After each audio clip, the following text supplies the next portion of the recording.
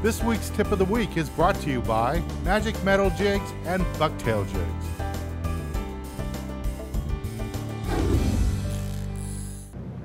For this week's tip of the week, I want to talk to you a little bit about what happened today. We're out here offshore fishing on Dolphin 2, and we had really small baits. And because we had such small baits, you had to really downsize your hook selection. You know, we're able to fish the heavier lines, the 30-pound test lines, but the hooks had to be really small because of the bait. And you can see here, this week's tip is when you come fishing offshore, or even local fishing, you want to have a good selection of hooks. And because we're offshore, I have everything from large tuna hooks.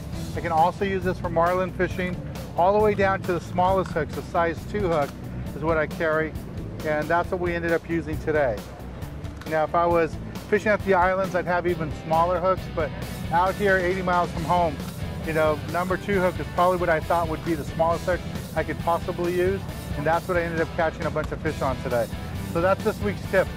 You know, you don't know what's going to happen on the water, so have a good selection of hooks, different styles, either circle hooks and J hooks, and different colors, and that's what we have here. That's this week's tip. Well, next week we're going to be back here aboard the Dolphin 2 for part 2 of this exciting episode. We're having phenomenal fishing today aboard the Dolphin 2. Next week we'll be right back here to show you more of it. I'd like to thank Skipper Greg and the whole crew of the Dolphin 2. I'm Dan Hernandez, inviting you to join me next week right here for part 2 of our episodes here aboard the Dolphin 2. I'll see you then.